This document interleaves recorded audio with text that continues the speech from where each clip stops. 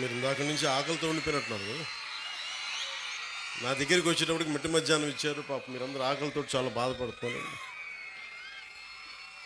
క్షమించాలి పాపం. మీరు ఎదిగే పిల్లలు, మీరు సరిగ్గా సమయానికి పెట్టాలి మీకు. కాకపోతే ఇది మీ మంచి కోసమే కాబట్టి ఒకసారి మీరు ఆటల్లో పడి తింటా మర్చిపోవచ్చు. కానీ ఈరోజు కూడా అలాంటిది అనుకొని కొంచెం మీరందరూ చిన్నపిల్లలైనా పెద్ద మనసుతో అర్థం చేసుకొని, మీరే కదా భావి భారతానికి భవిష్యత్తు. సో మీ అందరికీ ముందుగా, చిన్నవాళ్ళైనా ఎవరైనా సరే, ముందుగా మీ భవిష్యత్తు కోసం, ఇక్కడున్న బిడ్డల భవిష్యత్తు కోసం ఆంధ్రప్రదేశ్లో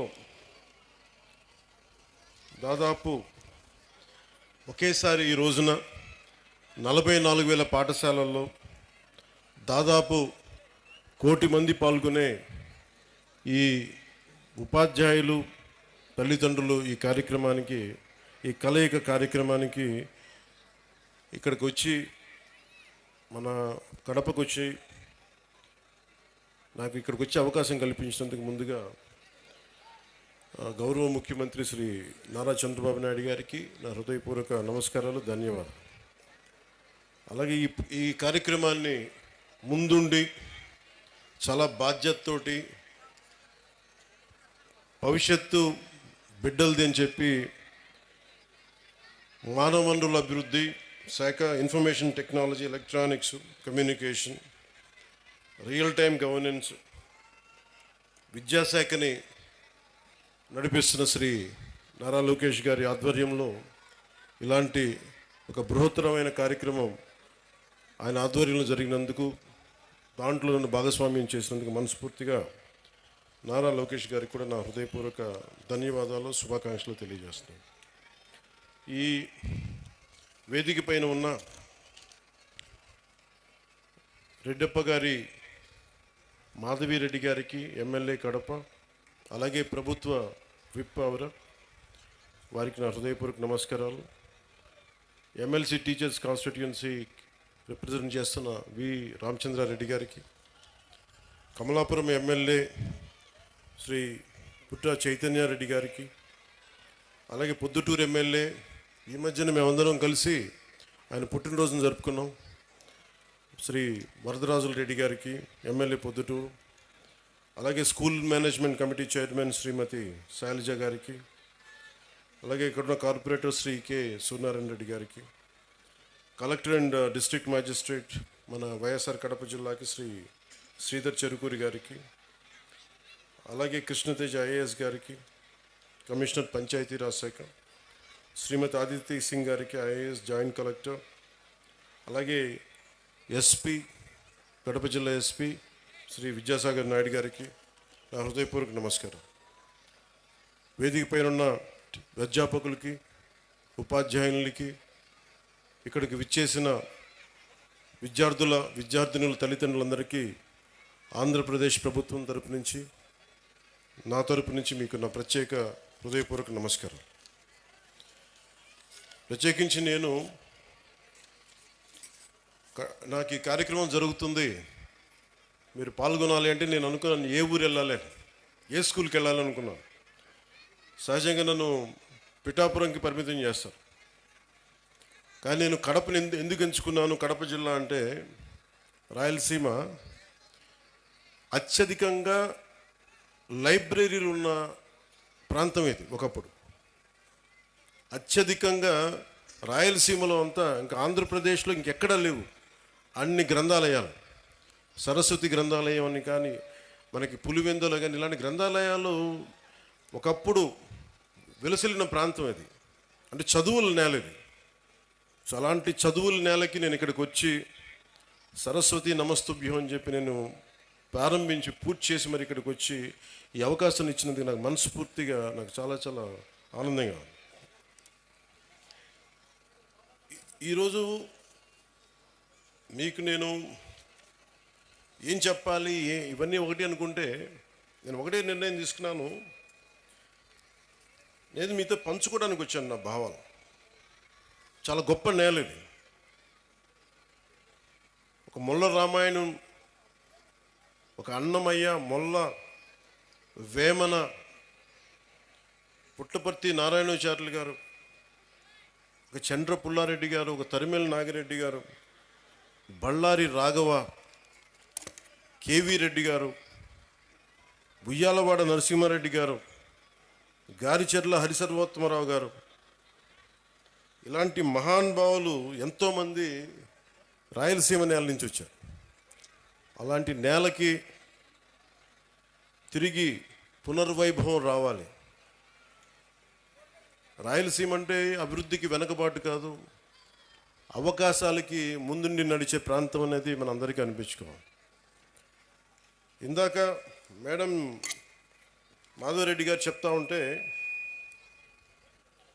నీటి సప్లై సమస్య ఉంది, మాకు ఇక్కడ ఇబ్బందిగా ఉంది అంటే, నరేగా ఫండ్స్ ముందుగా నీటికి చాలా తీవ్రమైన సమస్య కాబట్టి ముందుగా మేడం అడిగిన దానికి నేను సమాధానం చెప్తా ఉన్నాను. జాతీయ ఉపాధి హామీ కిందకు వచ్చే నరేగా ఫండ్స్ కూడా ఇది గవర్నమెంట్ ఆఫ్ ఇండియా కేవలం పట్టణాల్లో కాదు, గ్రామాల్లోనే దీన్ని నిర్దేశించబడింది. వాటి వరకే పరిమితం చేయాలి. పట్టణాలకు వచ్చేటప్పటికి అమృత్ స్కీమ్ కింద బలమైన అవకాశాలు ఉన్నాయి, ఖచ్చితంగా దాన్ని పరిశీలిస్తాం. అలాగే మీరు చెప్తున్నప్పుడు ఇద్దరు ముఖ్యమంత్రులు వచ్చారు ఇక్కడి నుంచి, ముఖ్యంగా వైఎస్ఆర్ కడప జిల్లా నుంచి. ఎవరు ఎక్కడి నుంచి వచ్చారని కాదు, కానీ ఎంత చేసుకున్నారనేదే ముఖ్యం. ఎందుకంటే దేశాన్ని అంతా ఒకలా చూడాలి, రాష్ట్రాన్ని అంతా ఒకేలా చూడాలి. అంటే మీ దృష్టికి, మేడం దృష్టికి తీసుకొస్తుంది. ఉదాహరణకి 2014-19 సమయంలో నేను ఉద్దానం సమస్యను బయటికి తీసుకొస్తే, ఆ రోజున గౌరవ ముఖ్యమంత్రి చంద్రబాబు నాయుడు గారు, అప్పుడు ముఖ్యమంత్రి, 61,80,00,000 రూపాయలు ఆ రోజున చేసి ఆ ఉద్దానం ప్రాజెక్ట్ని ముందుకు తీసుకెళ్లారు. అది గత ప్రభుత్వం దాన్ని పూర్తి చేసింది. అలాగే ఇంత కడప నీటి సమస్య ఇంత తీవ్రంగా ఉందనేది నాకు మాధురెడ్డి గారు చెప్పే వరకు నాకు తెలియలేదు. ఎందుకంటే ముఖ్యమంత్రులు ఇద్దరు వచ్చారు కాబట్టి అసలు ఇక్కడ సమస్యలన్నీ తీరిపోయి ఉంటాయి నేను అనుకుంటే, నాకు అర్థమైంది ఏంటంటే ఇక సమస్యలు తీరలేదు, ఇంకా చాలా బలంగా నీటి ఇంకా ఇబ్బందిగా ఉంది అనడానికి. ఉదాహరణకి మొన్న మేము క్యాబినెట్లో 45,63,63,00,000 రూపాయలు మేము పులివెందులకు సంబంధించి డ్రింకింగ్ వాటర్ సప్లై ప్రాజెక్టుకి డబ్బులు ఇవ్వడం జరిగింది మేడం. అలాగే డ్రింకింగ్ వాటర్ సప్లై కర్నూలుకు కూడా 36,56,00,000 ఇవ్వడం జరిగింది.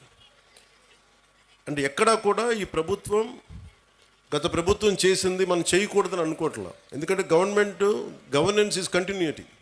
పార్టీలు మారచ్చు, వ్యక్తులు మారచ్చు, కానీ పథకాలు నిరంతరం సాగాలనే ఉద్దేశంతో దాన్ని ముందుకు తీసుకెళ్తాం. దురదృష్టవశాత్తు మన కడపకి చేసుకోలేకపోయారు. కానీ మాధవ్ గారి ఆధ్వర్యంలో ఇది ఖచ్చితంగా నీటి సమస్యను తీర్చి మీకు ఏమైతే ఈ మౌలిక సమస్యలు ఉన్నాయో వాటన్నిటి మీద దృష్టి పెట్టేలాగా నేను చర్యలు తీసుకుంటానని మీకు మాట ఇస్తున్నాను. Will handle that part.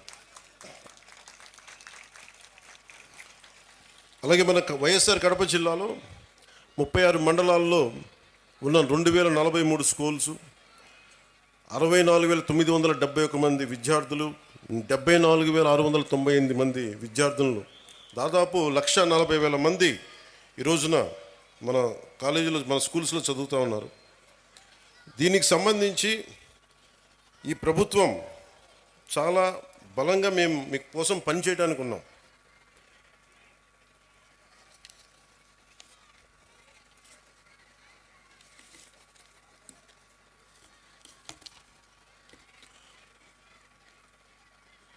ఒక దేశం ఎంత అభివృద్ధిలో ఉంది అంటానికి హ్యూమన్ డెవలప్మెంట్ ఇండెక్స్ అని మనం ఉంటుంది. దాంట్లో ముఖ్యంగా వచ్చేది హెల్త్ ఒకటి, వాటర్, శానిటేషన్, ఎంత పౌష్టికాహారం ఉంది, క్యాలరీ ఇంటేక్, లిటరసీ, ఎడ్యుకేషన్, ముఖ్యంగా ప్రైమరీ, సెకండరీ, ఇవన్నీ ఎలా చెప్తామని. నిజంగా మనం సరైన సమాజాన్ని సరైన చదువు ఇవ్వలేకపోతే ఏం జరుగుద్ది అంటే అది ఎప్పుడూ అభివృద్ధి దిశగా వెళ్ళదు. అందుకని ఈ డెవలప్మెంట్ ఇండెక్స్ని బేస్ చేసుకొని ఏ ప్రభుత్వం కానీ ఏ దేశమైనా దీనికి ముందుకెళ్తుంది. అలాగే అందుకనే ఈ ప్రభుత్వం, నారా చంద్రబాబు నాయుడు గారి దీంట్లోని ప్రభుత్వం మీ భవిష్యత్తు కోసం చాలా బలంగా పనిచేస్తూ ఉన్నాం. దాంట్లో నాకు 3 అంశాలు మన అధికారులు, మన కలెక్టర్ గారు, ఎస్పీ గారు ప్రత్యేకించి చెప్పారు. ఒకటి, విద్యార్థుల భద్రత. 2, వాళ్ళకి సంబంధించిన ఈ మనకి విద్యార్థుల భద్రత. 2, మాదక ద్రవ్యాలు ఎక్కువైపోయినాయి. 3వది సోషల్ మీడియాలో, అలాగే సోషల్ మీడియా ఎలా ఉంది అనేది. ఏదైనా సరే మనం ఎలా వాడుకునే దాన్ని బట్టే ఉంటుంది. ప్రభుత్వాలు కానీ, గత ప్రభుత్వాలు కానీ ఎవరైనా సరే ట్యాబ్లెట్స్ కానీ, లేదంటే మనం కూర్చోబెట్టి సోషల్ మీడియాకి సంబంధించి ఐప్యాడ్స్ కానీ ఇచ్చారు అంటే అది మీ చదువుకు ఉపయోగపడతాయని, కానీ ఇది ఇంకొకలా వాడటానికని కదా. కష్టం, అది నాకు తెలుస్తుంది. కాకపోతే అది ఎంత మీరు నియంత్రించుకుంటారో, అందుకు తల్లిదండ్రులు చాలా పాత్ర వహించాలి దీంట్లో. మీ బాధ్యత చాలా ఉంటుంది దీంట్లో. అందుకని ఒకేసారి ఇండివిజువల్ టీచర్స్ కంటే కూడా ఇక్కడున్న విద్యార్థుల తల్లిదండ్రులకు కూడా నేను చెప్పేది ఏంటంటే, మీరు ఇక్కడున్న సమస్యల్ని మీరు కలెక్టివ్గా వచ్చే బలం వేరు. ఒకసారి తల్లిదండ్రులు మీకున్న ఇబ్బందులు కానీ, ఇందాక నేను ఒక 3 తరగతుల విద్యార్థులతో మాట్లాడుతుంటే చాలా సమస్యలు నా దృష్టికి తీసుకొచ్చారు. ముఖ్యంగా ఆడపిల్లలు, మేము క్రికెట్ టీం ఉన్నాం, మేము 12 మంది, మాకు టైం ఇవ్వట్లేదు, మాకు ఆడుకోవడానికి సరిపోవట్లేదు, మాకు కెరీర్గా మాకు స్పోర్ట్స్గా మేము అభివృద్ధి చెందాలి క్రికెట్లో అంటే నెట్స్ బాయ్స్కి ఇస్తారు కానీ మాకు అమ్మాయిలకి ఇవ్వట్లేదు అనే దృష్టి ఉంది. ఆ దృష్టికి తీసుకొచ్చారు. అలాగే ఇవన్నీ కూడా మీరు కూర్చొని మాట్లాడితేనే తెలుస్తాయి. ఒక్కోసారి ఇంకొంతమంది విద్యార్థులు, కొంతమంది అధ్యాపకులు మమ్మల్ని కొన్ని సందర్భాల్లో మాకు పాఠాలు సరిగ్గా చెప్పట్లేదు, కొన్నిసార్లు చేసుకున్నారు, చేతిలో ఏది ఉంటే దాంతో కొడుతున్నారు. నేను వాళ్ళకి ఏం చెప్పానంటే, మొన్న ఈ మధ్యన రాయచోట్లో కూడా ఒక ఇన్సిడెంట్ జరిగింది. ఆ క్లాస్ టీచరు ఇజాజ్ అహ్మద్ గారు అనుకుంటా, ఆయన ఏదో విద్యార్థులు గొడవ చేస్తుంటే ఆయన ఒక దెబ్బ వేస్తే ఆ విద్యార్థులను తిరగబడి ఆయన గుండెల మీద కొడితే ఆయన చనిపోయారు. సో అధ్యాపకులకు ఎంత బాధ్యత ఉందో విద్యార్థులకు కూడా అంతే బాధ్యత ఉంది. మీరు డిసిప్లైన్డ్గా ఉంటే మీకు బలం ఎక్కువ ఉంటుంది. మీ తల్లిదండ్రులకు మీరు చెప్పండి. మీ తల్లిదండ్రులు, ఒకళ్ళ అధ్యాపకులు కానీ ఎవరైనా సరే, పెద్దలు, స్కూల్ నడిపే పెద్దలు ఎవరైనా తప్పు చేస్తే మీరు దృష్టికి తీసుకొస్తే ఖచ్చితంగా దాన్ని సరిదిద్దుకుంటారు. దానికంటే ముందుగా మీరు కూడా చాలా బాధ్యతగా ఉండాల్సిన అవసరం ఉంది. అలాగే మనం చదువు అనేది ఆబ్జెక్టివ్ ఆఫ్ ఎనీ ఎడ్యుకేషన్. ఉద్యోగాలు సంపాదించడానికి, ఆర్థిక స్తోమత పెంచుకోవడానికే కాదు, జ్ఞానం పెంపొందించుకోవడానికి కూడా. ఇది నాకు ఇష్టమైన నాని పాల్కేవాలా గారు చెప్పింది. ఇండియాని తిరిగి రీడిఫైన్ చేయాలి 21st సెంచరీకి అని చెప్పి 1985లో ఆయన మాట్లాడింది. ఒక 7 అంశాల మీద మాట్లాడారు. 1, national identity. 2, law and order. 3, family. 4వది ఎడ్యుకేషన్. 5, constitutional integrity. 6వది సోషలిజం. 7వది సోషల్లీ రెస్పాన్సిబుల్ బిజినెస్ అని. నేషనల్ ఐడెంటిటీ అనే పదానికి ఏంటంటే, మనందరం ఏదో కులంలో పుట్టాలి, ఏదో ఒక ప్రాంతంలో పుట్టాలి, కానీ మనందరం భారతీయులం అని మర్చిపోకూడదు. మన నేషనల్ ఐడెంటిటీ చాలా చాలా కీలకం. అలాగే లా అండ్ ఆర్డర్కి మనం సహకరించాలి.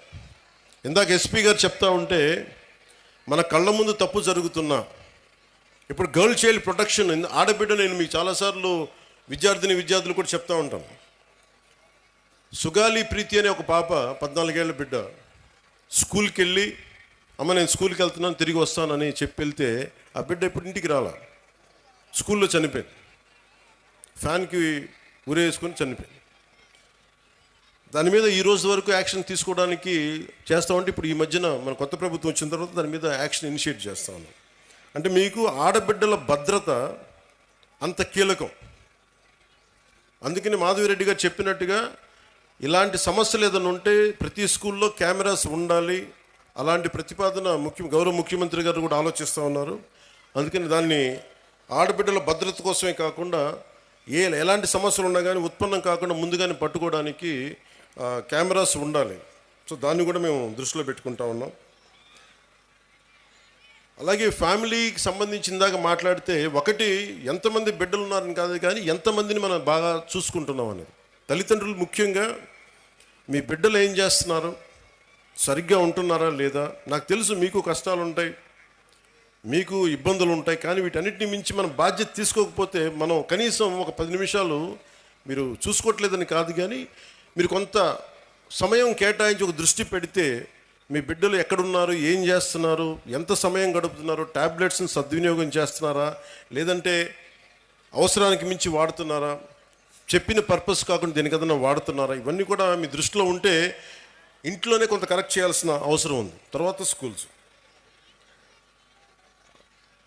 అలాగే మీకు లా అండ్ ఆర్డర్లో సంబంధించి మీరు ముఖ్యంగా బిడ్డలు గుర్తుపెట్టుకోవాల్సింది, చిన్నపిల్లలకి వాళ్ళు క్లీన్ స్లేట్, ఏమీ రాయని ఒక వైట్ పేపర్ లాంటి వాళ్ళు మనం ఏమి రాస్తామో దానికి అదే తయారవుతారు.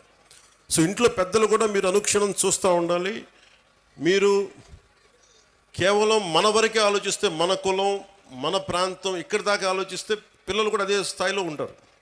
మీరు ఇవ్వాల్సింది వేమన లాంటి మహానుభావుడు పుట్టిన నేల ఇది.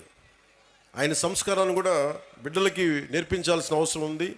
అది పాఠాల్లో ఎలాగ ఉన్నాయి, కొంత స్కూల్స్లో మీరు ఇళ్లలో కూడా ఆ విలువలు కొంత పాటించేలా మీరు ముందుకు తీసుకెళ్ళాలని మనస్ఫూర్తిగా కోరుకుంటున్నాను.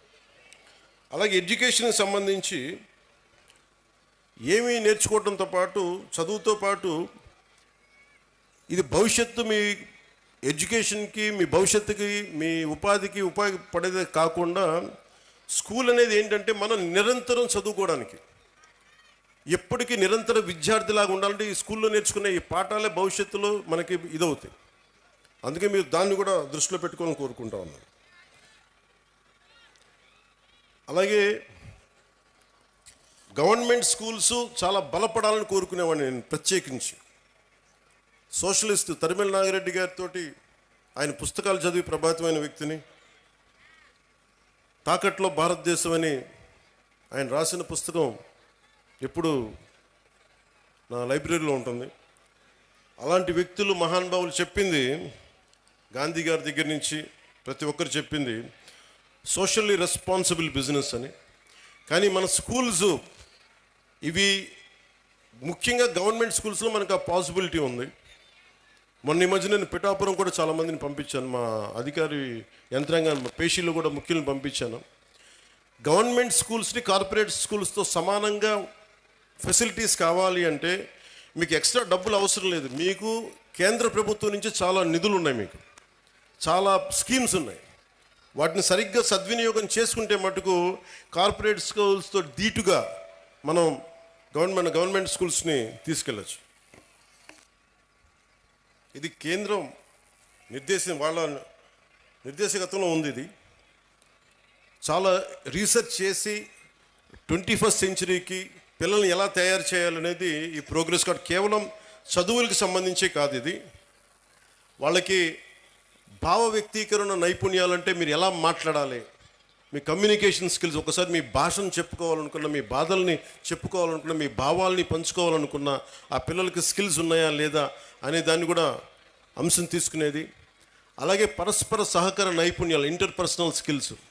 ఒక్కోసారి మనం 10 మంది కలిసి మన బిడ్డ 10 మందిలోకి వెళ్తే ఎలా నడుచుకోవాలి, ఏం చేస్తాడు అనేది కూడా ఇంటర్పర్సనల్ స్కిల్స్ని అసెస్ చేస్తాయి. అలాగే నాయకత్వపు లక్షణాలు. మీరు చాలామంది అక్కడ కూర్చొని చూస్తే చాలామంది స్టూడెంట్స్ కొంత బాధ్యత తీసుకున్నారు, వాళ్ళ లీడర్షిప్ స్కిల్స్ పెరిగేవి. అలాగే లాజికల్ థింకింగ్, ఈ విధంగా వెళ్తే మనకి ఏం జరుగుద్ది, ఒక తార్కికంగా, ఒక రేషనల్గా ఉండేలాగా ఈ లాజికల్ థింకింగ్. సాధారణ కేవలం మన చదువులే కాదు, అన్ని అంశాలపైన సంపూర్ణ అవగాహన ఎలా ఉంది. అలాగే పర్యావరణ అవగాహన, ముఖ్యంగా మనకి నీటి సమస్యలు కానీ, ప్రకృతి మనకి పర్యావరణ సమస్యలు కానీ, వీటి మీద అవగాహన కల్పించేది. అలాగే NCC, NSS, scouts and guides, అది దాని మీద అవగాహన. అలాగే పిల్లల్లో ఏ విధంగా వీళ్ళు ఎలాంటి మనకి స్పోర్ట్స్లో రాణిస్తున్నారు, అలాగే ఎలాంటి కళల్లో వీళ్ళకి నైపుణ్యం ఉంది, ఇవన్నీ కూడా చాలా ఉన్నాయి. చాలా ఏ పాలసీ అయినా చాలా అద్భుతంగా ఉంటుంది, ఏ పాలసీ అయినా సరే. కానీ మీరు చేయాల్సిందల్లా ఆ పాలసీల్ని వాడుకోవటం. మీరు స్కూల్స్ మీద తల్లిదండ్రులు ఒత్తిడి పెట్టాలి. మీరు ప్రభుత్వం చాలా చిత్తశుద్ధిగా ఉంది, మేమందరం బలంగా మీ వైపు ఉన్నాం. తల్లిదండ్రులు మీరు కనుక మా బిడ్డలు బాగుండాలి, వాడి భవిష్యత్తు బాగుండాలి అంటే మీరు బయటకు వచ్చి మీరు స్కూల్ ప్రిన్సిపల్స్తో కానీ, అధ్యాపకులతో కానీ ఉన్నత అధ్యాపకులతో కానీ మాట్లాడి మీరు మా దృష్టికి తీసుకొచ్చి వాళ్ళ దృష్టికి తీసుకొస్తే తీరని సమస్యలను తీర్చే బాధ్యత మేము దృష్టి పెడతాం. క్యాబినెట్లో దాని గురించి మాట్లాడతాం. మధ్యాహ్న భోజన పథకం కూడా డొక్కా సీతమ్మ వారి మధ్యాహ్న భోజన పథకం కూడా అమెరికా లాంటి దేశంలో అమెరికన్ ప్రెసిడెంట్ ఫస్ట్ లేడీ ఆవిడ ఆధ్వర్యంలో ఉంటుంది. దేశం మొత్తం మీద పబ్లిక్ స్కూల్స్లో ఉండే ప్రతి భోజన పథకాన్ని ఎలా చూస్తారు అనేది ఆవిడ ఆధ్వర్యంలో ఉంటుంది. అలాంటిది నేను ఇందాక కలెక్టర్ గారు చెప్తే నేను ఒకటే అనుకున్నాను, దీన్ని క్యాబినెట్ దృష్టికి తీసుకెళ్తాను, ముఖ్యమంత్రి గారి దృష్టికి తీసుకెళ్తాను. క్వాలిటీ ఫుడ్ ఎలా ఉంది, ఇక్కడ బాగుందా బాగలేదా? ఎందుకంటే చాలా చోట్ల మన గ్రామీణ ప్రాంతాల్లో కానీ మన విద్యార్థుల్లో కానీ బలం లేదు శరీరంలో. దేహదారుడి వయసు 14 ఏళ్ళు ఉన్నా 16 ఏళ్ళు ఉన్నా 12 ఏళ్ల పిల్లల్లాగా ఉన్నారు. వాళ్ళకి దేహదారుఢ్యం లేదంటే సరైన పోషక పదార్థాలు లేవు. అందుకని ఇవన్నీ ఉండేలా ఏం చేయాలి అనేది ఒకసారి ఇంకొంచెం లోతుగా అధ్యయనం చేసి కేవలం ఒక పూట భోజనం ఏదో కార్బోహైడ్రేట్స్ పెట్టేటి అన్నం వీటితో కాకుండా బలంగా ఏం పెట్టాలి అనేది దాని మీద కొంచెం లోతుగా అధ్యయనం జరగాలి. అమెరికాలో ఎలా అయితే ఫస్ట్ లేడీ చూశారో ఇక్కడ క్యాబినెట్ చూడాలని నేను కోరుకుంటా ఉన్నాను. ప్రతి స్కూల్లో ఏ సందర్భంలో పోషకాహార పదార్థం ఎంత బాగుందని దీన్ని కూడా దృష్టిలో పెడతానని చెప్పి మీకు ఈ సందర్భంలో మీకు తెలియజేసుకుంటా ఉన్నాను. అలాగే మీ బిడ్డలు డ్రగ్స్ ఎలా ఉన్నాయి, నాకు నిజంగా చాలా ఆశ్చర్యంగా ఉంటుంది. డ్రగ్స్ ఈ స్థాయికి వెళ్ళిపోయినాయా? పిల్లలకి ఆమె చిన్నప్పుడు ఎప్పుడు వినేవాడిని నేను. అది ఒక దేశాన్ని చంపేయడం అంటే మత్తు మందుకి అలవాటు చేస్తే దేశం చచ్చిపోతుంది. మీకు ఓపియం వార్ తెలుసు, మీరు చిన్నప్పుడు మీరు పాఠాల్లో ఉంటాయి మీకు. చైనా ఓపియం వార్స్ అందరికీ మత్తు మందులు అలవాటు చేస్తే వాళ్ళకి తిరగబడే శక్తి పోద్ది, ఆలోచించే శక్తి పోద్ది. అందుకని మనం ఇది ఎవరన్నా సరే ప్రణాళికతో చేస్తున్నారా, ఇది ఎవరైనా ప్రణాళికతో చేస్తున్నారా లేదంటే ఇది యాక్సిడెంట్లుగా జరుగుతుందని ఒకసారి దీని మీద దృష్టి పెడతాం.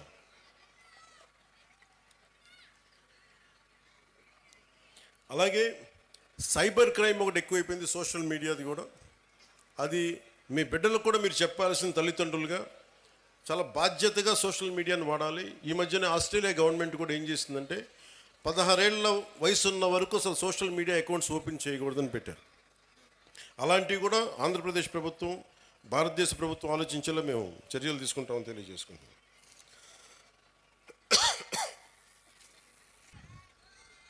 సినిమాలు మీరు ఇందాక నా పేరు అరుస్తూ ఉంటే ఒకటే చెప్తాను, మీకు హీరోలు అనేవాళ్ళు ముఖ్యంగా విద్యార్థులు చెప్తున్నా, నాకు అధ్యాపకుల మీద నాకు చాలా గౌరవం, నాకు చాలా చాలా గౌరవం అధ్యాపకుల మీద. మీరు ఊహించుకోండి, మీ అమ్మా నాన్న ఇంట్లో ఉన్న 2-3 బిడ్డల్ని రోజు చూసుకోవాలంటేనే ఎంత కష్టపడతారు. అలాంటిది పాప అధ్యాపకులు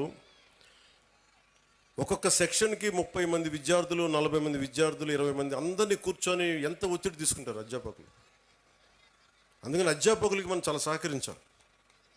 చాలా కష్టం అధ్యాపక వృద్ధి. ఈ దేశం బాగుండాలి అంటే కాంట్రాక్టర్లకు కాదు మనం పెట్టాల్సింది డబ్బులు, అధ్యాపకుల మీద పెట్టుబడి పెట్టాలి. అధ్యాపకులను నిజంగా గనక బడ్జెట్ పెంచితే, అధ్యాపకుల మీద కనుక పెట్టుబడి పెడితే, వాళ్ళ కనుక నిజంగా విలువలతో ఉన్న అధ్యాపకుల్ని బయటికి తీసుకెళ్తే ఈ దేశం చాలా అత్యంత అద్భుతంగా ఉంటుంది. అందుకని అధ్యాపక వృత్తి హయ్యెస్ట్ పెయిడ్ జాబ్ అవ్వాలని నా కోరిక. ఆ రోజు జరుగుద్దా నాకు తెలియదు, కానీ నా ప్రయత్నం నాకు చేస్తాను. ఎందుకంటే నాకు చిన్నప్పుడు టీచర్స్ నాకు నేర్పించిన పాఠాలే. ఒక టీచర్ నాకు దేశభక్తి గురించి చెప్తే, ఇంకో టీచర్ నాకు సైన్స్ గురించి చెప్పాడు. ఒక్కొక్క టీచర్ సరిగ్గా ఉంటే మనకి ఆ సబ్జెక్ట్ మీద ప్రేమ వచ్చేస్తుంది. సో టీచర్స్ కూడా నా విన్నపం, నాకు తెలుసు మీకు ఎంత కష్టాలు ఉంటాయో. మీరు నలిగిపోతూ ఉంటారు, పిల్లల్ని చెప్పి అలిసిపోయి ఈ పిల్లల్ని కూర్చోబెట్టిలోపు 5 మంది లెగుస్తూ ఉంటారు, మీరు అలిసిపోతారు.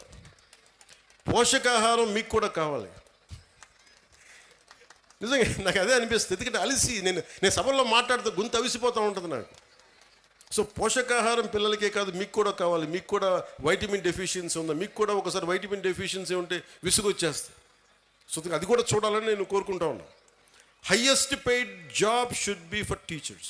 ఈ దేశం బాగుండాలి. ఎందుకంటే మీరు సరైన టీచర్ ఒక్కళ్ళు దొరికితే దేశం తాలూకు దిశానిర్దేశాన్ని మార్చేస్తారు. నాకు ఒకే ఒక టీచర్ చెప్పాడు, ఇప్పుడు 9th-లోనో 10th-లోనో నాకు తెలుగు పాఠం చెప్పాడు. ఆ తెలుగు పాఠం ఒకటి దేశభక్తి గురించి చెప్పాడు, చంద్రశేఖర్ ఆజాద్ గురించి చెప్పాడు, భగత్ సింగ్ గురించి చెప్పాడు. నాకు దేశానికి ఏదైనా చెయ్యాలని ప్రేరణ కలిగింది ఒక 9th-లో 10th-లో ఇచ్చిన ఒక టీచర్. అలాగే ఎప్పుడో 6వ తరగతిలో 8వ తరగతిలో ఒక మెడ్రాస్లో చదువుకుంటా ఉంటే చెన్నైలో ఒక టీచర్ చెప్పింది, ఎదుటివాడి కష్టాన్ని దోచేయకు అని ఒక పాఠం. అది డైరెక్ట్గా ఉండదు, కానీ గుర్రం జాషువా గారు రాసింది ఫిరదౌసి పాఠం చెప్పాడు నాకు. మాట ఇచ్చి నా గురించి నువ్వు నా కోసం శ్రమ కూర్చి రాయి అని ఇచ్చిన తర్వాత ఆ రాజు ఫిరదౌసికి డబ్బులు ఇవ్వడం. నాకు రక్తాన్ని కరిగించి రాశాను, నాకు ఇంటే ఆ మాట అన్నందుకు ఆయన మీద చంపేయడానికి రాజు పెడతాడు. ఆయన తప్పించుకొని తిరుగుతాడు. నాకు ఆ పాఠం నాకు నేర్పించింది ఏంటంటే, ఒకటి గుర్రం జాషువా గారి గొప్పతనం, 2 ఎదుటివాడి కష్టాన్ని మనం దొయ్యకూడదని. సో ఒక్కొక్క టీచర్ చాలా అద్భుతమైన పాఠాలు చెప్తారు. మీ హీరోస్ కూడా సినిమాల్లోనే చూసుకోకండి హీరోలని. నేను సినిమా హీరోగాని చెప్తున్నాను. హీరోలు మీకు ఎలా ఉంటారంటే, మీకున్న అధ్యాపకులు ఉండొచ్చు. ఒక టీచర్ ఇక్కడ పొద్దున్నే ఆవిడ పేరు మర్చిపోయాను నేను, బ్రాంజ్ మెడల్కి రెజ్లింగ్కి ఒక వ్యాయామం ఒక పీటీ టీచరు మీ విద్యార్థులను తయారు చేశారు. ఆవిడ వాళ్ళు వెళ్ళి బ్రాంజ్ మెడల్ కొట్టుకొచ్చారు. And she a hero for me. హీరోలు అంటే మీరు కేవలం సినిమాల్లో మీరే కదా madam, you are a hero. హీరోలు అంటే ఎంతసేపు సినిమాలో ఉండాలని అనుకోకండి. మామూలు కనిపిస్తారు, నల్లని హ్యాండ్ బ్యాగ్ పెట్టుకొని నవ్వుతా, పొద్దున్న లేచినప్పటి నుంచి వాళ్ళ బిడ్డలు బాగుండాలి. నాకు వాళ్ళు హీరోలు. నాకు వెంకటరామయ్య గారు మాస్టర్ ఒక ఆయన ఉండేవాడు. ఆయన నాకు చిన్నప్పుడు చెప్పిన పాఠాలు, వేమన శతకాలు గుర్తుండిపోయినాయి. నాకు ఆయన హీరో, నాకు ఆ టీచర్. సో మీరు గొప్ప గొప్ప వ్యక్తులనితో పాటు మీ సినిమాలకు వెళ్ళండి, ఆనందించండి, అన్నీ చూడండి, కానీ మీకు నిజమైన విలువలు మీ కళ్ళ ముందే ఉంటారు. మీ అమ్మ నాన్న ఎంత కష్టపడతారో చూడండి. మా అమ్మ నాకు నేర్పించింది ఏంటంటే, మా అమ్మ నాన్న ఎక్కువ చదువుకోలే. మా నాన్న 10th క్లాస్తో ఆపేసినట్టున్నాడు మెట్రిక్ తోటి. తర్వాత ఆయన కానిస్టేబుల్ నుంచి ఉద్యోగంలో ప్రమోషన్స్ మీద వచ్చినాయి.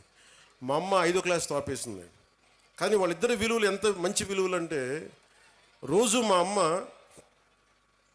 సాయంత్రం సంధ్యా సమయం అవ్వగానే దీపం ఇంట్లో లైట్ వేసి దండం పెట్టుకునేది. నేను 2-3 సార్లు చూశాను, ఎవరికమ్మా దండం పెడుతున్నావు అన్న. ఏ దేవుడికి దండం పెడుతున్నాను అడిగితే మా అమ్మ అంది, నేను థామస్ ఆల్వా ఎడిసన్కి దండం పెడుతున్నాను అన్న, మనకి లైట్ ఇచ్చినందుకు, మన బల్బ్ ఇచ్చినందుకు, ఎలక్ట్రిక్ బల్బ్. ఆ విలువ చదువు వల్ల రాదు. నా పాయింట్ ఏంటంటే, మీరు పిహెచ్డీలు చదవండి, ఇంకోటి చదవండి, కానీ విలువతో కూడిన విద్య చాలా అవసరం.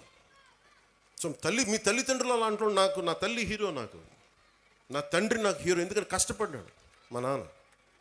అలా మీ తల్లిదండ్రులు కూడా మీకోసం కష్టపడుతూ ఉన్నారు. విద్యార్థులు మీరు చూడాలి. పాపం మీ అమ్మగారు పొద్దున్నే లేచి మీకు బ్రేక్ఫాస్ట్లు చేసి, టిఫిన్లు చేసి, మధ్యాహ్నానికి ఏదైనా మళ్ళీ ఇంటికి వస్తే ఏదైనా తింటామని చెప్పి, వాళ్ళ కష్టాన్ని కూడా మనం గుర్తించామనుకోండి. తల్లిదండ్రుల కష్టం, వాళ్ళ చిన్నపాటి బరువు తగ్గిస్తే చాలు. ఇంటికి వెళ్ళి స్కూల్కి వచ్చి మన అధ్యాపకులకు చిన్నపాటి బరువును తగ్గిస్తే చాలు, మనం చాలా ఎదుగుతాం. అలాగే నా కోరిక అంతా ఏంటంటే, మీరు అద్భుతంగా అవ్వాలి. 21వ శతాబ్దం మీది. మీరు ఎవరిని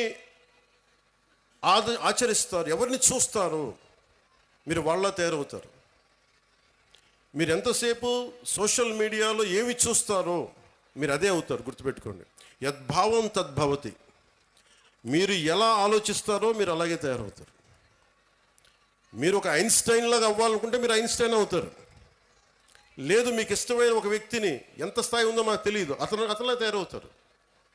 కానీ విలువలు పాటించే వ్యక్తుల్ని మీరు ఆదర్శంగా తీసుకుంటే తప్ప మీకు మంచిది కాదు. నేను ఎప్పుడు కూడా నాకు చాలామంది సినిమా హీరోలు నాకు చాలా ఇష్టం. కానీ నేను తీసుకున్న హీరో నా టీచర్స్, నా హీరోలు. ఒక స్పోర్ట్స్ పర్సన్, ఒక వనజీవి రామయ్య, లేదంటే ఒక దశరథ్ మాంజీ, వాళ్ళు నడిస్తే రికార్డింగ్లు ఉండవు. నా సినిమాలు వేసినప్పుడు నేను నడిస్తే వెనకాల రికార్డింగ్లు ఉంటాయి. గెడ్డం తీసినా గెడ్డం ఉంచుకున్న సింహంలో డైలాగులు చెప్తే రికార్డింగ్లు ఉంటాయి. కానీ నిజమైన హీరోలకి రికార్డింగ్లు ఉండవు. కార్గిల్లో మన కోసం చచ్చిపోయిన హీరోలకి రికార్డింగ్స్ ఉండవు. దేశ భద్రత కోసం చచ్చిపోయారు వాళ్ళకి రికార్డింగ్లు ఉండవు. మనం గుర్తుపెట్టుకోవాల్సింది వాళ్ళని. మనం గుర్తుపెట్టుకోవాల్సింది మన కోసం కష్టం తెలియకుండా మనల్ని కాపాడే మన తల్లిదండ్రుల్ని, గొంతు చిచ్చుకొని మనం బాగుండాలని చెప్పి మన అధ్యాపకుల్ని, మన టీచర్స్ని. ఇంకా అన్నిటికంటే కూడా ఇందాక దారిలో వస్తూ ఉంటే మనకి చాలామంది మీకు శానిటేషన్ కోసం పనిచేస్తూ ఉన్నారు. మనకి వీధుల్ని శుభ్రంగా తుడిచే మన కుటుంబం అది. మన శానిటేషన్ వర్కర్స్కి మీరు గౌరవం ఇవ్వండి. అలాగే జపాన్ లాగా, నేను చిన్నప్పుడు మా ఇంట్లో బాత్రూమ్ నేనే కడిగేవాడిని. మా నాన్న మా అమ్మ మా చేత కడిగిచ్చేవాడు. అలాగే మన స్కూల్ బాత్రూమ్స్ కూడా జపాన్లో స్టూడెంట్స్ బాత్రూమ్స్ వాళ్ళే కడుగుతారు. ఇక్కడ మనం వేరే వాళ్ళ చేత చేయిస్తాం. సో విద్యార్థులకి ఎప్పుడైతే మనం అలాంటి పనులు చేస్తామో, అంటే మనం వాడిన బాత్రూమ్స్ మళ్ళీ మనం కడగం, ఇంకెవరో కడగాలి, అలా కుదరదు. ఆ కల్చర్ అలవాటు చేసుకుంటే మీరు భవిష్యత్తు మీకు చాలా ఉన్నత స్థాయిలో ఉంటుంది. డిగ్నిటీ ఆఫ్ లేబర్ మీకు అలవాటు అవ్వాలి. నేను అందుకనే ప్రతిసారి పారిశుద్ధ కార్మికులకి నేను ఎందుకంత గౌరవిస్తానంటే, మీరు నాకు నిజంగా వాళ్ళ భవిష్యత్తు బాగుండాలని కోరుకుంటూ ఉంటాం. సో మీరు మీకు పనిచేసే టీచర్స్కి కానీ, వాచ్ సెక్యూరిటీ పీపుల్కి కానీ, శానిటేషన్ వర్కర్స్ కానీ, మీరు ఒక్కొక్కసారి చిన్న థ్యాంక్స్ చెప్పండి. విద్యార్థులకు చెప్తున్నాను, మీరు మా కోసం ఇంత చేస్తున్నారు, చిన్న థ్యాంక్స్ చెప్పండి. వాళ్ళ బిడ్డలు బాగున్నారు లేదని అడగండి. చాలా గొప్పగా ఉంటుంది. మా ఇంట్లో కొంతమంది సహాయానికి అప్పుడప్పుడు ఎవరైనా వస్తే వాళ్ళ బిడ్డల కోసం నేను ఎప్పుడు నా దగ్గర ఉన్న డబ్బులు ఇచ్చేవాడిని. వాళ్ళు ఎంత ఆనందం వేసేదంటే వాళ్ళ కళ్ళల్లో డబ్బులు ఇచ్చిన తర్వాత వాళ్ళకి అది మన వైపు కాంట్రిబ్యూషన్లా ఉండేది నాకు. సో మీరు నేర్చుకోవాలి అంటే heroes are all over, not just in cinema. మీకోసం పాఠాలలో ఉన్నారు హీరోస్, సరిహద్దుల్లో పనిచేస్తున్నారు, దేశం కోసం పనిచేసి ప్రాణాలను పణంగా పెట్టి చచ్చిపోయే పోలీస్ కానిస్టేబుల్స్ ఉన్నారు, కష్టం తెలియకుండా మేధస్సుతోటి పనిచేసే కలెక్టర్లు, ఐఏఎస్ లాంటి వాళ్ళు ఉన్నారు. మీరందరూ కూడా వాళ్ళని ప్రేరణగా తీసుకొని మీరు కూడా ఉన్నత స్థాయికి వెళ్ళాలని మనస్ఫూర్తిగా కోరుకుంటూ, మీ అందరికీ బంగారు భవిష్యత్తు ఉండాలని మనస్ఫూర్తిగా తెలియజేస్తుంది. ముఖ్యంగా ఇక్కడికి వచ్చిన తల్లిదండ్రులకి ఈ సమగ్రమైన ఈ తల్లిదండ్రులు అధ్యాపకుల ఈ కలయికని మీరు మరింత బలంగా ముందుకు తీసుకెళ్ళాలని కోరుకుంటూ ఇదే చెప్తున్నాను. ఎందుకంటే సరస్వతి దేవిని పొగడాల్సిన నేల ఇది, హీరోలను పొగడాల్సిన నేల కాదు. మన కడప మున్సిపల్ కార్పొరేషన్ స్కూల్ కిందాక కలెక్టర్ గారు మాట్లాడుతూ ఉంటే దానిలో కిచెన్కి ఆధునికంగా మోడర్నైజ్ చేయాలి, సదుపాయాలు లేవు, నవీకరణ చేయాల్సిన అవసరం ఉంది అంటే నా దృష్టికి తీసుకొచ్చారు. దానికి మన స్కూల్కి సంబంధించి, మన కడప మున్సిపల్ కార్పొరేషన్ స్కూల్కి సంబంధించి ఆ నిధుల్ని ఎంత ఖర్చు అయితే అంత నేను నా ట్రస్ట్ నుంచి మన స్కూల్కి, మన కడప మున్సిపల్ కార్పొరేషన్ ఈ కిచెన్ ఆధునీకరణకి నేను డబ్బులు అందజేస్తాను. అది మీరు ఎంత అంటే అంత. అలాగే ఒక ఆడపిల్లలు అడిగారు, అక్కడ ఆడబిడ్డలు అడిగారు నన్ను, ఆ పాపలు అడిగారు ప్రైజ్ ఇమ్మని. దాకా ఒక ప్రొఫెసర్ గారు కూడా అడిగారు, మీకు ప్రశంసా పత్రాలు కానీ అలాగే మీకు బహుమతులు కానీ ఏదైనా ఉంటే స్కూల్ యాజమాన్యం నా దృష్టికి తీసుకొస్తే దానికి సంబంధించిన నిధులు, దానికి సంబంధించినవి కూడా నేను సమకూరుస్తాను తెలియజేసుకుంటున్నాను. అలాగే బస్సు ఒకటి కలెక్టర్ గారు నా దృష్టికి చాలా కీలకమని చెప్పారు. గత ప్రభుత్వం చాలా స్కూల్స్ని విలీనం చేసేయటం వల్ల ఈ ఆడపిల్లలు స్కూల్స్కి వెళ్ళలేకపోతారు, దూరంగా ఉండే స్కూల్స్కి. అంటే దానికి ఒక అన్ని మండలాలకు కలిపి, కొన్ని గ్రామాలకు కలిపి ప్రత్యేకంగా ఒక వెహికల్ సదుపాయాలు ఏం చేయాలనేది నేను కలెక్టర్ గారికి వచ్చే మన కలెక్టర్ల సమావేశంలో మాట్లాడుతున్న దానికి కూడా ఒక పరిష్కారం వెతుకుతాం. అలాగే మాధవిరెడ్డి గారు చెప్పింది చాలా స్కూల్స్ని కొన్ని పార్టీలు వాళ్ళ ఆఫీసుల్లాగా వాడుతున్నారు. అలాగే నా దృష్టిలో ఉంది జడ్పీ ఆస్తులు చాలా వరకు ప్రైవేట్గా వాడుతున్నారు అనేది. కలెక్టర్ గారికి కూడా నేను విజ్ఞాపన ఇస్తున్నాను. నేను ముఖ్యంగా ఈ స్కూల్స్ వైఎస్ఆర్ కడప జిల్లాలో ఎవరైనా సరే స్కూల్స్కి కాకుండా ఏదైనా సరే మిగతా వాటికి వాడుతుంటే వెంటనే వాటి మీద ఒక స్పెషల్ డ్రైవ్ చేసి, ఎందుకంటే స్కూల్స్కి బిడ్డల జోలికి వచ్చేది అది ఏదైనా సరే మీరు చాలా తీవ్రమైన చర్యలు తీసుకోండి. దాన్ని కలెక్టర్కి నేను సభాముఖంగా తెలియజేస్తాను. అలాగే జడ్పీ కూడా రేపొద్దున కలెక్టర్ సదస్సులో మాట్లాడి జడ్పీ ఆస్తులు ఏమైనా అన్యాక్రాంతానికి గురైనాయా తిరిగి ఎలా తీసుకురావాలి, అవసరమైతే గుండా యాక్ట్ కూడా పెడతాం. ఎందుకంటే చాలా బలమైన ప్రభుత్వ ఆస్తుల్ని కానీ పాఠశాలల్ని కానీ ఏదైనా సరే ప్రైవేట్ వ్యక్తులు కబ్జా చేస్తే we will open up, they will be booked under goonda act. గుర్తుపెట్టుకోండి. ఎందుకంటే ఇది కడప రాయలసీమ తెగింపున్న నేల, చాలా బలమైన నేల. మీరు ఇక్కడి నుంచి ఉద్యోగాలు సంపాదించి ఇక్కడ చదువుకొని మీరు ఇక్కడే ఉద్యోగాలు రావాలి, మీకు వర్క్ ఫ్రమ్ హోమ్ జరగాలి.